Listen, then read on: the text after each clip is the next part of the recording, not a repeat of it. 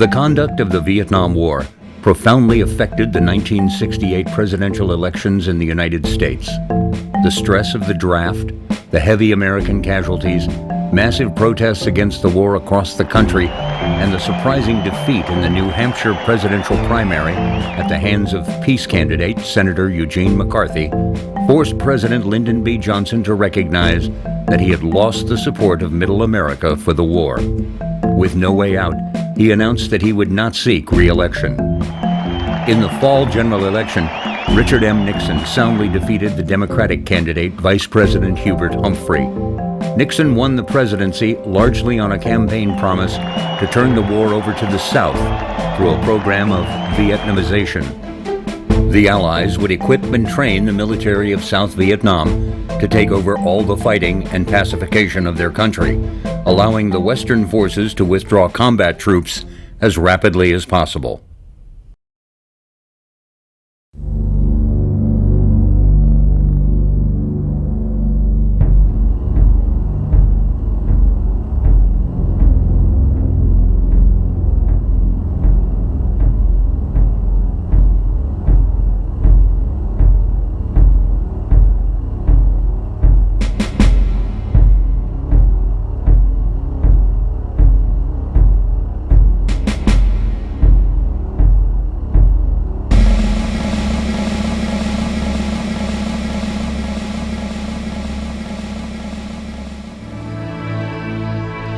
In June 1969, President Nixon announced the first of the U.S. troop withdrawals. The 540,000 U.S. troops were to be reduced by 25,000. Another 60,000 were to leave the following December. Nixon's advisors told him that they feared that the gradual removal of all U.S. troops would eventually result in a National Liberation Front victory.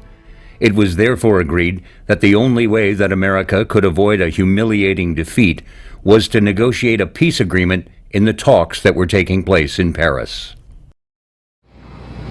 My fellow Americans, I am sure you can recognize from what I have said that we really only have two choices open to us if we want to end this war.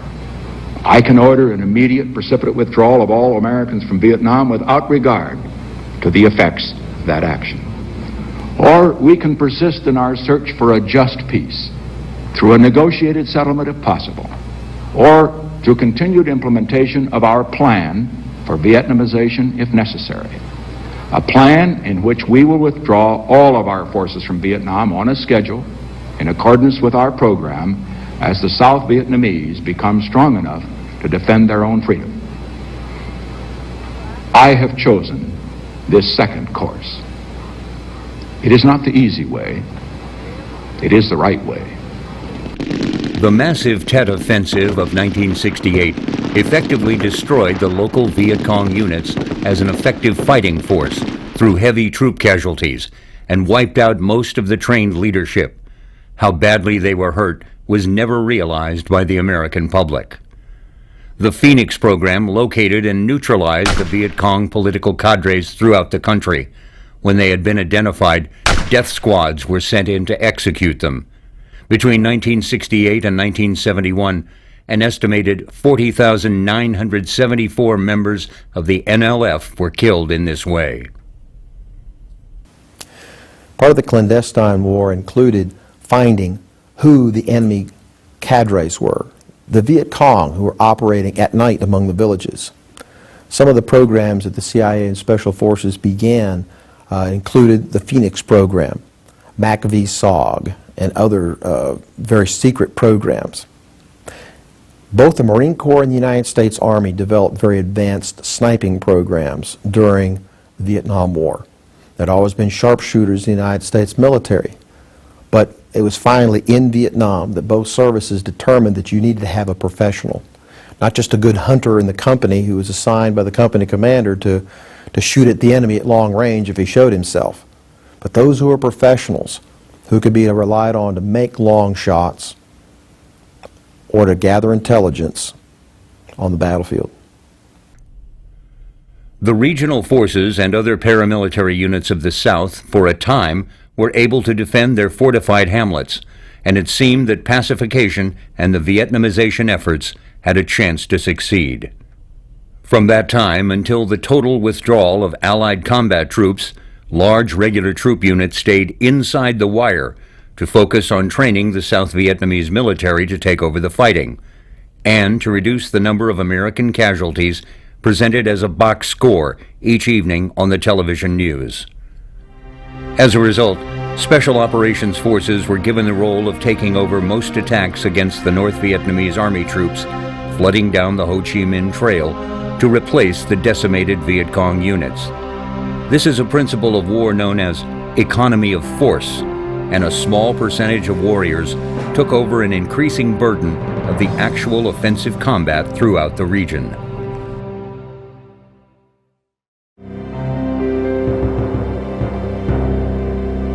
February 1st, 1969, the LRP units were converted to Ranger companies. By the time I had gotten there, in 1969, the Army went to the reorganize under the regimental system, and under that reorganization, all of the long-range patrol companies were made letter companies and organized under the 75th Infantry, which was Merrill's Marauders lineage. And that's how November Company 75th Rangers came to be, from the 74th Long Range Patrol, which came from the 173rd Long Range Reconnaissance Platoon. In the beginning, the redesignation did not affect the operations of the LRP units. One Ranger company was then assigned to each U.S. division or separate brigade and took over active defense and assaults around each larger unit. We were all the same people. We did pretty much all the same stuff, just adapting to the war, as it progressed. November 75th was increased to a full company, plus about 140 men, organized, like I say, into platoons, although we still operated with the same 6-man reconnaissance elements that the original 173rd platoon, reconnaissance platoon did. So our primary mission was reconnaissance, finding the enemy for the commander to exploit that intelligence. The Special Operatives' mission had not changed, but the tactics of the enemy had in response to the threat posed by the Shadow Warriors. In 1970, the enemy at that time was operating, they would disperse into small 3 to 5 man elements to infiltrate through the area, and then they would reassemble again into a company or regimental base camp for training or operations or whatever else they needed to conduct. But during the day when they moved, they would break up into small teams, so that they could infiltrate, and if one team got hit, then, it wouldn't wipe out the main body. So by then, instead of just pure reconnaissance, we started doing a lot of ambush patrols because, why report on a 3 to 5 man element when you can just take them out in an ambush? As the parent units began to withdraw from Vietnam, the nature of the war changed. Most of the infantry battalions were engaged in training ARVN forces at that time, so you had a lessening of offensive operations. You had units beginning to pull back, and so this increased the risk to the units and allowed gave the enemy an opportunity to reorganize or to even gain the initiative. So to prevent that from happening, that's when in 75th was increased to overstrength company strength, so that there were enough patrol teams to form a screen around the 173rd Airborne Brigade's area of operations. We were the forward screen that kept the enemy, reported on the enemy, located the enemy, kept them off balance, did the ambushes, and prevented them from organizing and conducting some large-scale operations down in the coastal plain. It seemed as if the Shadow Warriors were fighting the war alone. It was a heavy burden to bear, but one that these specially trained volunteers accomplished, but at a great cost. Our Ranger company was the only one of the 173rd Airborne Brigade doing offensive operations. At times, there were weeks when we got more body count, killed more enemy soldiers than the entire rest of the 173rd Airborne Brigade put together. The new reality of the war began to cloud the true role of the Rangers. The principal mission of the LRPs in Vietnam had been to locate and report forces so they could be engaged by battalions or targeted for airstrikes.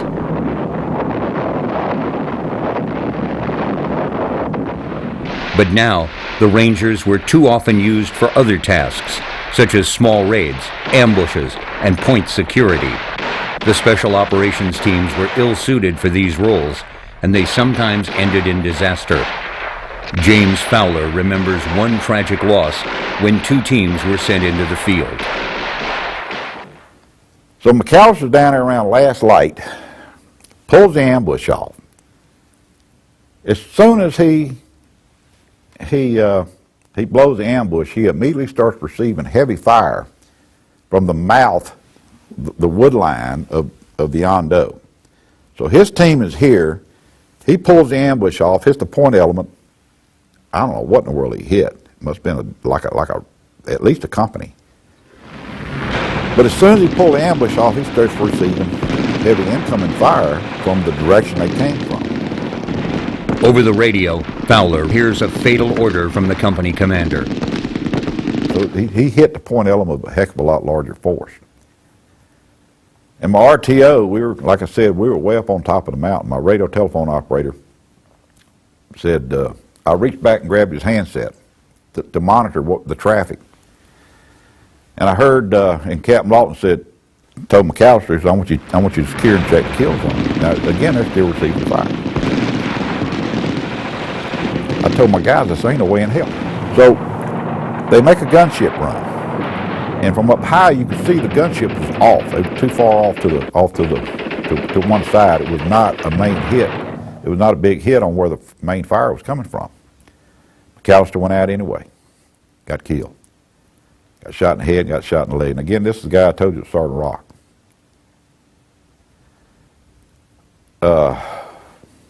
It took me many, many years to not blame Captain Lawton for that. As the Americans began to withdraw, the emboldened North Vietnamese army began to use their safe havens in Laos and Cambodia as more than supply routes and staging areas. Cross-border attacks increased in number and unit size. By 1970, Soviet and Communist Chinese-supplied tanks suddenly appeared inside the South Vietnamese border and attacked fortified hamlets and special forces posts under cover of darkness, using mostly light PT-76 light amphibious tanks, which had been infiltrated and hidden in the jungle.